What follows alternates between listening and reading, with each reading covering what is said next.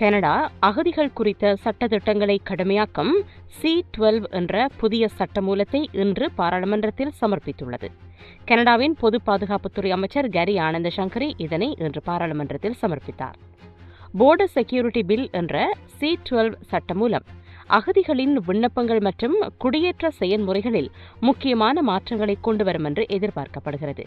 இந்த சட்டமூலம் பெரும் சர்ச்சையை ஏற்படுத்தியுள்ளது. புதிய சட்டமூலம் நிறைவேற்றப்பட்ட பின்னர் அகதி தஞ்ச கோரிக்கைகளில் பின்வரும் மாற்றங்கள் வரும் என்று சுட்டிக்காட்டப்பட்டிருக்கிறது. கனடாவுக்கு வந்து ஒரு ஆண்டுக்கு பின்னர் செய்யப்படும் அகதி விண்ணப்பங்கள் ஏற்கப்படாது. அமெரிக்கா வழியாக கனடாவுக்கு வரும் அகதிகள் தங்கள் அகதி தஞ்ச கோரிக்கையை 14 நாட்களுக்குள் பதிவு செய்ய வேண்டும். அரசாங்கம் விரும்பினால் அகதி விண்ணப்பங்களை தற்காலிகமாக நிறுத்தும் அல்லது ரத்து செய்யும் அதிகாரத்தை பெறும்.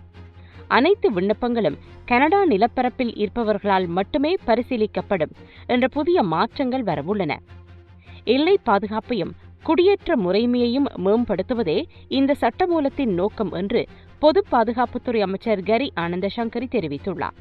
எனினும் இது குடிமக்களின் தனி உரிமையை மீறும் சட்டமன்றம் அகதிகளை புறக்கணிக்கும் விதிமுறைகளை ஏற்றுக்கொள்ள முடியாது என்றும் கன்சர்வேட்டிவ் கட்சி இந்த சட்டமூலத்தை விமர்சித்திருக்கிறது. அதேவேளை இந்த சட்டமூலம் அகதிகளின் உரிமைகளை குறைப்பதாகவும் இது கனடாவின் மனிதநேய அடையாளத்துக்கு எதிரானது என்றும் NDP கட்சி தெரிவித்திருக்கிறது.